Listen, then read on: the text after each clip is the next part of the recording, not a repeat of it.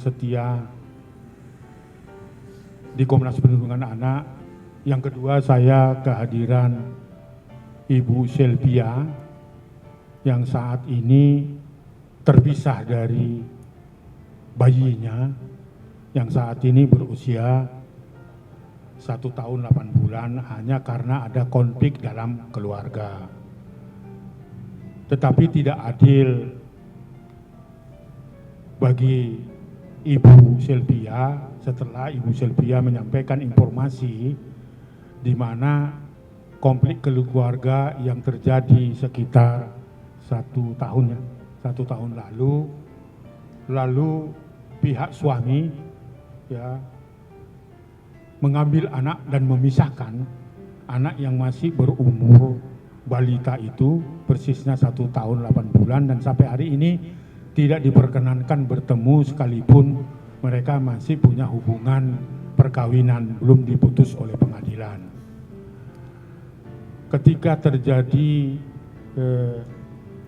Ketika ibu ini ingin ketemu dengan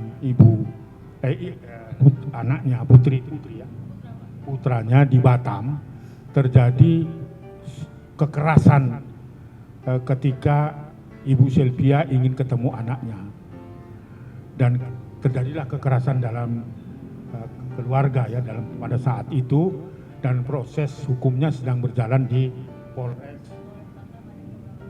Polres Batam. Nah, informasi yang lainnya setelah terpisah hampir 4 bulan ini dalam posisi balitanya dalam saat menyusui sampai hari ini belum pernah bertemu dengan putranya. Namun sangat disayangkan untuk menghilangkan jejak agar ibu ini tidak bisa ketemu anaknya, si suami dari Ibu Sylvia memalsukan atau apa istilahnya, memberikan keterangan palsu bahwa paspor dari anak Ibu Sylvia ini hilang di Lampung. Atas dasar kehilangan dokumen itu maka si suami dari Ibu Sylvia itu mengurus paspor dan dikeluarkanlah paspor baru, sementara paspor lama masih ada di tangan Ibu Sylvia dan itu termasuk adalah pemalsuan dari identitas dan itu adalah pidana yang dapat diancam kalau tidak kurang 4 tahun penjara. Dan hari Jumat nanti saya diminta atau Komnas Perlindungan Anak diminta untuk memberikan atau meminta klarifikasi kepada Pak Polda Lampung mengapa terjadi paspor baru itu. Dan anak itu sempat juga keluar dari wilayah hukum Indonesia ke Singapura, tetapi saat ini disinyalir kembali lagi ke Indonesia, tetapi sampai hari ini tidak tahu entah apa, di Batam, di Lampung, atau di tempat yang lain. Nah, untuk memperjelas apa yang sedang terjadi dan akan diperjuangkan oleh Ibu Sylvia bersama ibu kandungnya yang terus sampai hari ini sudah hampir 1 tahun terus berjuang karena hampir 4 bulan sendiri sudah tidak bertemu dengan anak padahal posisi menyusui. Terima kasih Pak Aris Sirait untuk kesempatannya. Saya Sylvia, ibu kandung dari Ezekiel Jonata Purba. Saya berharap sekali ada kelembutan hati dari pihak suami ataupun dari keluarganya untuk bisa mengembalikan lagi anak saya. Anak saya pada saat diambil masih 1 tahun 4 bulan. 1 tahun 4 bulan itu pun full masih ASI menyusui eksklusif dari saya. Dan tangisan saya itu hanya untuk memperjuangkan anak saya minum apa, anak saya makan apa. Karena selama hidupnya 1 tahun 4 bulan tidak pernah dia mengenal susu formula ataupun ngedot, sama sekali enggak. Tapi selama 4 bulan ini selalu dihalang-halangin, video call nggak ada, chat juga nggak dibales. Apa salah saya? Kenapa saya sampai harus dipisahkan seperti itu? Saya nggak mau menjelek-jelekan anak saya, cuma mau kembali anak saya mau merawat anak saya seperti semula.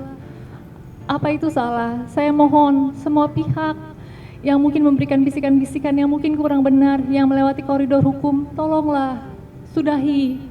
tolong sudahi, kembalikan saja anak saya masih kecil, belum bisa ngomong, panas, dingin, segala macam, dia belum bisa bilang mama kangen, ataupun yang lain, tolonglah kembalikan saja anak saya. Kalau mau bertemu kok saya nggak pernah menghalangi, kembali saja, kembalikan, saya mohon. Jadi memang Bu Sylvia ya, Bu Sylvia ini dari Oktober sudah melaporkan ke Komnas Perlindungan Anak terkait dengan permasalahan anaknya. Saya kira memang Undang-Undang Perlindungan Anak tegas secara definitif menyatakan bahwa setiap anak itu berhak diasuh oleh kedua orang tuanya. Jadi nggak ada tawar-menawar di situ. Sekalipun ada hubungan yang tidak baik di antara orang tuanya, di antara kedua orang tua anak tersebut, maka itu juga tidak boleh menjadi alasan untuk memisahkan anak pada orang tua yang lainnya. Gak ada alasan apapun, kecuali demi hukum ada masalah yang memang mengancam pada anaknya kalau ketemu orang tuanya. Tapi untuk masalah ini ada anak usia 1 tahun 4 bulan dipisahkan secara paksa oleh ibunya, dari ibunya yang memang masih dalam menyusui, fase menyusui. Nah, menyusui itu bagian dari pemenuhan hak atas kesehatan anak yang bukan hanya sekedar kewajiban bagi ibunya untuk menyusui anaknya, tetapi hak bagi anaknya untuk menerima ASI dari ibunya. Kenapa? Karena itu bagian dari upaya pemenuhan hak kesehatannya. Gitu kan. Pemerintah juga nggak akan mungkin memberikan program 2 tahun ASI eksklusif itu tanpa alasan yang jelas atas dasar kesehatan anak-anak. Nah, oleh karenanya memang sebaiknya ini bisa diselesaikan secara baik-baik, gitu kan, agar Bu Sylvia bisa kembali ketemu dengan anaknya, melakukan fungsinya sebagai seorang ibu, melakukan kewajibannya sebagai seorang ibu, dan anaknya juga mendapatkan haknya yang seharusnya dia dapat dari ibunya. Cuman tapi memang tadi sudah kami diskusikan dengan Bu Sylvia, memang kalau tidak ada upaya baik ya memang pada akhirnya maka Bu Sylvia akan menempuh jalur hukum sebagai jalur yang paling beradab untuk memperjuangkan haknya untuk dapat mengasuh anaknya. Secara hukum kami tidak ada melihat ada hal-hal yang memberatkan Bu Sylvia untuk mengasuh anaknya. Beliau tidak cacat secara sosial, beliau sehat, beliau bekerja, gitu kan. Beliau memberikan ASI kepada anak secara eksklusif sampai pada dipisahkan, waktu dipisahkan dari beliau anaknya, gitu kan. Sehingga demi hukum tidak ada alasan yang jelas yang bisa patut digunakan untuk memisahkan Bu Sylvia dari anaknya. Sehingga saya kira memang Komnas Anak bersepakat untuk mendukung upaya yang dilakukan Bu Sylvia, mensupport upaya yang dilakukan Bu Sylvia atas dasar kepentingan terbaik bagi anak. Karena bagi kami dalam konteks perlindungan anak ini bukan tentang Bu Sylvianya, tetapi tentang anaknya yang harus menerima haknya dari ibunya yang harusnya dia dapat atas dasar demi kepentingan terbaik bagi anak dan untuk tumbuh kembang anaknya. Saya kira ini yang harus kita tekankan betul bahwa ikhtiar Komnas Anak ini, upaya Komnas Anak ini adalah upaya untuk menjamin tumbuh kembang anaknya dan anaknya mendapatkan hak yang harusnya dia dapat dari ibunya. Terima kasih Pak untuk pertanyaannya Pak. Saya nggak mengerti Pak, kenapa suami tiba-tiba ngambil anak Pak? Karena memang sebelum saya pulang dari Singapura ke Indonesia, kita sudah sepakat kita pisah baik-baik. Bahkan dia pun dari pihak suami pun sudah sadar, iya nanti hak asuh ada di kamu. Lalu saya kembali ke Indonesia, saya nggak mengerti kenapa Pak, padahal mertuanya itu masih sering main 3 kali Pak ke rumah saya.